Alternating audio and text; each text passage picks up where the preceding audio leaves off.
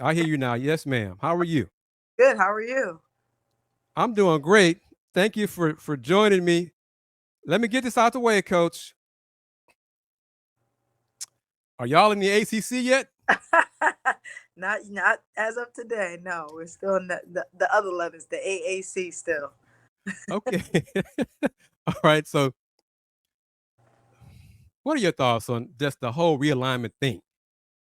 I mean, for me, it's a blessing that we're in this discussions to be in a Power Five conference, and it's been kind of a whirlwind because we've been hearing it since July recruiting, and but we're trying to just stay level headed and take it day by day and control the controllables because so many people are worrying about.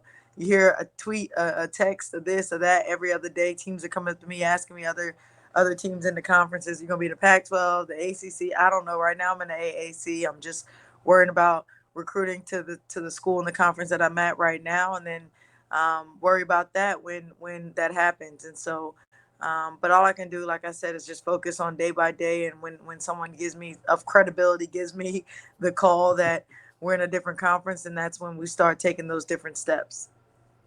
For folks who don't know Coach Toyelle Wilson, share a little bit about your coaching background.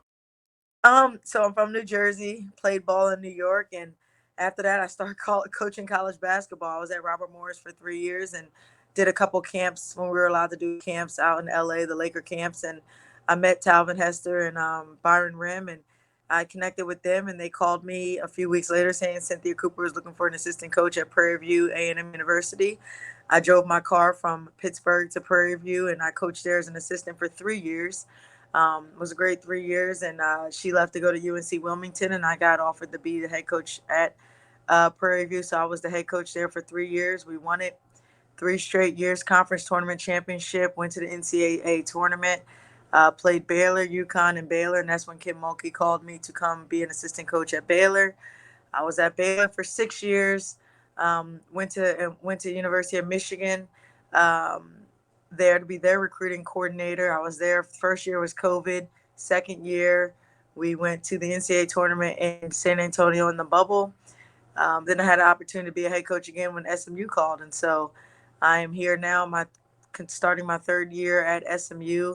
Excited about what we've done so far, and excited what we can do in the future. How long do we go back, Coach? I think we go back to the Prairie View days. Yeah, that's That's a long time. I remember when you interviewed me with your phone in the hallway when we were Rice oh and home. yeah. So we've gone back for at least I got to Prairie View in 2006-7 season. So that's how long ago, almost 20 years ago.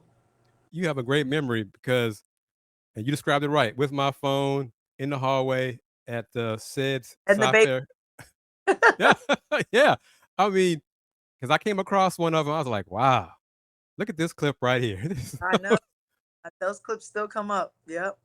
amazing. Okay, let's work kind of backwards, if you Okay. can. Is the non-conference schedule set, finalized? Yeah, we haven't released it, but we have a really good out of conference. I'm actually pulling it up here now, just so I can kind of give you an insight. We have an exhibition game on November 1st, against a powerhouse D2 school that's won a lot of their conference tournaments, gone far in their D2 in the NCAA tournament. We open up with UC Riverside. We have Alabama State. We actually have two home games. We have a home game against Pac-12 opponent Colorado, who went to the NCAA tournament, and we have a game against Baylor at home Mm. in November. So that's going to be nice. I agreed to let Sarah Andrews come home. I don't know why I agreed to that, but I agreed to let Sarah Andrews come home to Dallas and play in front of her family and friends. So, I was recruiting her when I was at Baylor, so I love her family. We go to San Diego for a tournament for Thanksgiving. Then we'll come back and play Baylor. And then in December, we have Louisiana Tech at Louisiana Tech. And we have Sam Houston State here home. And we have Air Force before Christmas. So it's a great, challenging schedule for us, especially with losing, Savannah Wilkinson and Jasmine Smith, just to kind of see where we are being challenged early. We'll be at home a lot, just in front of our fans. We were really good last year, home conference, home total home schedule, our record at home was really, really good. I think we were 13-2. So I wanted to make sure with our kids being so young, I wanted to get them at home again. But we go on the road only 2 times, and then we have conference play starts right after Christmas. Describe your roster. Who you got? I know one of the players was from Houston, and now she's with you. Yes. So obviously you're talking about Tiara Young, who transferred 6-man player of the year. We're really excited about her. I think she has the best mid range I've ever seen in my my life. She can score the ball. We know she can score the ball, and we just wanted that leadership. We want another option, especially when we're losing Jazz and Savannah. We want another option of a scoring threat on the perimeter. We have Shantae Embry that comes back from. She transferred from Texas Tech. She had a great first season here with us, and I'm excited about her this season with us, and she demands the paint. She could score at all 3 levels. Really excited about her being inside, playing inside and out. We return, Ella Brow. She's Australian that came from Australia, freshman last year, all freshman team in the AAC. She is great on the perimeter. She's a playmaker. She can make everybody around her better. We have Tamia Jones, Reagan Bradley, both guards that started last year. So we return 3 of our 5 starters, and Jessica Peterson, a post player, Amir Abdul Rahim, a post player. Some freshmen that we have is Chanel. Chanel Reed has a twin. She played down in Austin, had a great season down there and a great high school career. Her twin sister actually plays at UTA, so they're both up here in the Dallas area. I'm excited about her and her length. She can score the ball. She's so finesse, so smooth. We have Aaliyah Henderson, a lefty from out of Oklahoma, Norman, Oklahoma, won a championship in high school, knows that championship caliber mentality and how you have to play. I like lefties. I'm kind of biased because I am a lefty. Mm-hmm. So I really like lefties, being that, she's a lefty. Odyssey Sims was a lefty. Alexis Jones was a lefty. I like a lefty, on the team, mix it up a little bit. Maya Chandler, she's a transfer from Illinois, Chicago, Illinois, out there, Loyola. And I just wanted a kid that could play the combo position 1 or 2. She can really shoot the ball. She can really use the ball screen and create and get downhill, and a great finisher around the rim. So I wanted to just get some good playmakers. We're going to be young, but I think we're going to be really good and have some talent. We'll take some bumps early, but I'm really excited about what this team can do and the expectations that we have as a program. How would you describe your coaching style? I mean, definitely fast paced. I want to score quick and early in the shot clock. Defensively, I want to have a lot of defensive tenacity. I want people to understand when they come to play SMU, they're going to get a lot of pressure. And with us this year being a lot quicker, we're going to put a lot more presses in, and our defense going to play a little more 94 feet. And so I'm really excited to see how the girls really own that spot of pressing and not just playing half court defense. And I'm really excited about how deep we are at the guard position and being able to play fast, score fast. We're going to be in shape early. Teams that play us going to have to be in shape early, because I want to play that. Our defensive intensity is going to be, I'm really defensive minded coach.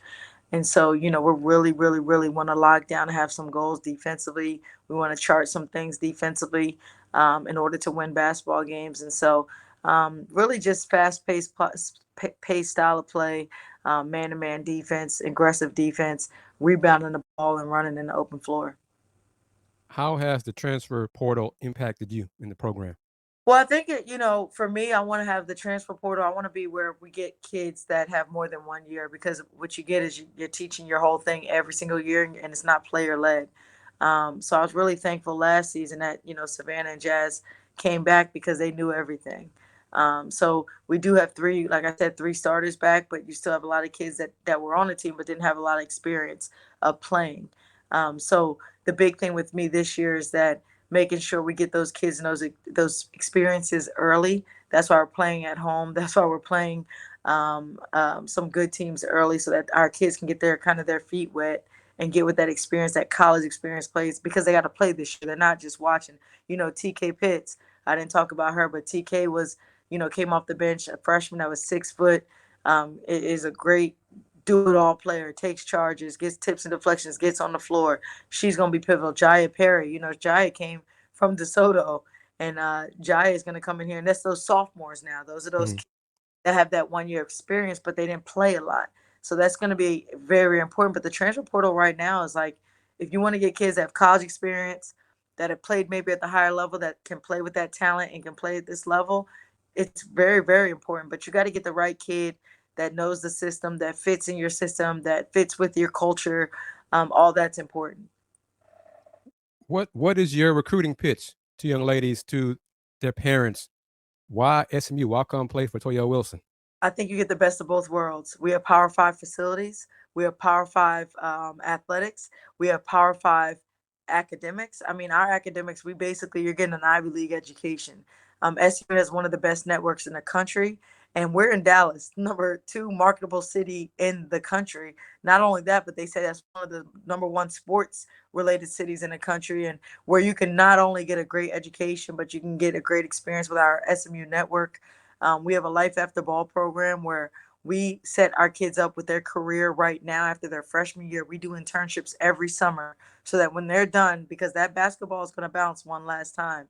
But one thing no one can ever take away from you is your education. And so we have this life after ball program where we set kids up ready to take on the field that they want to take on, but have that person already know about you. The CEOs, CFOs, COOs are graduates from SMU, and so they're looking out for our kids and for our players and for our students here. And they're already having LinkedIn accounts. They're already having resumes. They're already having dinners with those high level executives at these corporations. And so by the time they graduate, Jasmine Smith had an opportunity. Three different programs wanted to offer her a job starting at $90,000. I don't know what 23-year-old is making that coming out of college, but the opportunities are limitless, and I really feel that SMU is the best private university in Texas, the best private university in the South, that's able to provide for our kids on more levels on just than just basketball and going pro. What are your thoughts on NIL? It's growing. I mean, when we go Power Five, and if we do have the busing to go Power Five, I really think we have to really dig deep in that education of that NIL, because that's what these kids are looking for now, that name, image, and likeness, and be able to make money. Because these kids are coming from sometimes where their families don't have a lot of money, and they want to provide for their families right now, and they don't have to wait until they go pro. So I think being educated and helping these kids find things that they can really own on. I mean, one of our kids has beautiful long curly hair. I think she can own on, getting a hair product.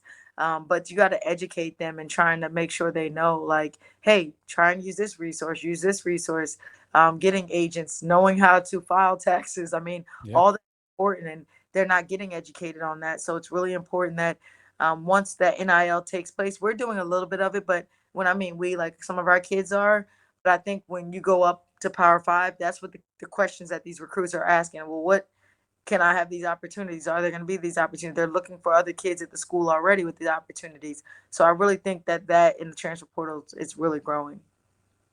How much support are you getting from the administration? A lot of support. I mean, anything I ask, we're actually rebuilding. We're renovating our offices right now, and I rarely get no's.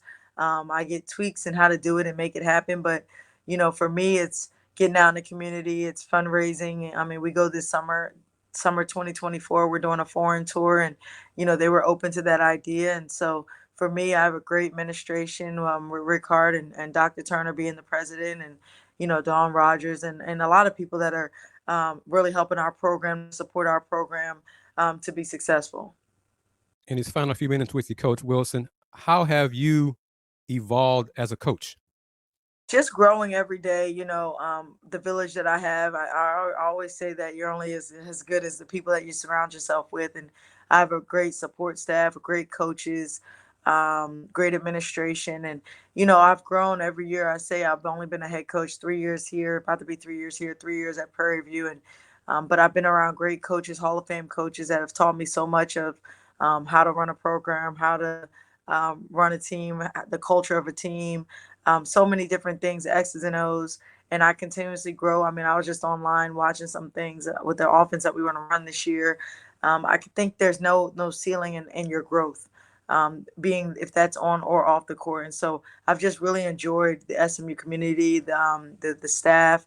Our staff is like a family. You wouldn't think that we've only been coaching together for a couple of years. You would think that we've known each other forever. I mean, we had Deneen Parker, who was at Houston, Anthony Anderson, who was at UTEP. His dad used to coach here at SMU. Danny Edwards, who was at Michigan with me, she's been great. And then we have a great support staff with Alex Furr and some GAs and AK Prestridge, who was the Dobo at Cincinnati. She's now my Dobo, and so she knows the conference. So I'm just really blessed and lucky to have great people around me to surround me, to help me grow, and me to help them be a great leader to them, to help them grow. Please tell Coach Deneen Parker I said hi. I will. I will. What has been the response in terms of fan support around SMU in Dallas?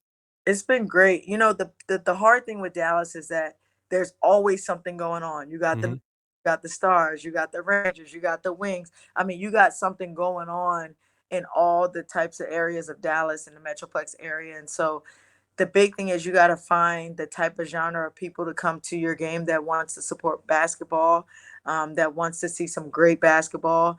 You got to get the student involvement.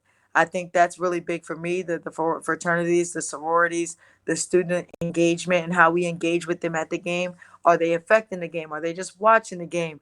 Are they getting involved during timeouts? I think that's really, really, really important. And so I've been meeting with marketing team every 2 weeks. We actually have a meeting next Tuesday, and we dive into it for 2 hours every 2 weeks. We dive and I say, okay, what are we promoting this game? How are we going to market it? What are we giving away? What are we doing during timeouts? How are we going to execute it? My thing is the ideas are great, but the execution is very important. Right. So for me, it's my program. So I'm not going to just stand by the wayside and say, hey, whoever shows up, shows up. We just revamped Moody Coliseum, new signage, the new flags with all the new teams. And I think I want to have that home court advantage that when people come here, they say, oh, no, we're about to play, in Moody. It's going to be tough to win. They got that 6 man in the stands. And so I want to have that environment, where we have that competitive advantage being at home. And one last thing with you, Coach. How has women's basketball evolved in the last few years, in your opinion? Amazing. Its growth is ridiculous. It's been so amazing to see the growth of women's basketball, from the ratings from when watching women's basketball, from us being on ABC for the first time, to CBS, to Fox, to all that, where teams are playing on channels that have never streamed women's basketball, primetime basketball. Now we have Selection Sunday. Now we're on TV at the same time. I mean, the growth is limitless, and we got to keep pouring into women's basketball, and everyone, not just the women's coaches, but people outside have to keep pouring into women's basketball for its growth, pouring into WNBA for its growth, for us to have charter planes. And when I say us, I'm talking about WNBA for every game, not just, back-to-back games. And because it is fun basketball, I think it's still pure watching women's basketball. And so, girls are dunking now. Girls are having triple doubles now. I think that's important. Women are having 50-point games now, just like Mm-hmm. did. And so all that's important, but we got to support it too. I go to the Wings games. I support as much as I can. Not just saying it, but at my actions of doing it. And but it's great right now. It's a great time to be a women's basketball fan. SMU head coach Toyelle Wilson, thank you very much for taking time to join me on the show today. It sounds like SMU might be going to a Power 5 conference within a few days. We'll see. But that doesn't change the fact that she will, I'm going to still keep bugging her as much as I can. I'm glad we got able to connect and her to be on the show today. Don't be a stranger, Coach. Chris, I appreciate it. Hey, we go back. I don't know how many people can say we've gone back 17, 18 years, and you're doing a good job. You've only continued to grow, and excited to see what more you do and continue to grow. And I appreciate you being patient, get me finally on. And yes, for sure. We'll talk soon. All right. Toyelle Wilson, you take care. All right. Pony up. All right. Thank you very much. That's going to do it here in this edition of the Houston Roundball Review Takeover, powered by JM&E. Thank you for watching on Facebook, Twitter, X, Twitch, YouTube, of course, and naturally on Roku on the BS3 network. Tony M, thank you very much for watching. Thank you, as always, for your support. Tony might be the king of the Houston Roundball Review in terms of support. So I got the king and Tony M and the queen and Miss Wanda Polk. Going to wrap it up. AJ Jones, thank you, as always, for allowing me to share my info and opinions and have some guests on the show on the Roundball Review Takeover Throwback Thursday edition of the lunch break. I'm going to close it out, as always, since 1994, the Houston Roundball Review. Local name, global perspective. Take care. Peace.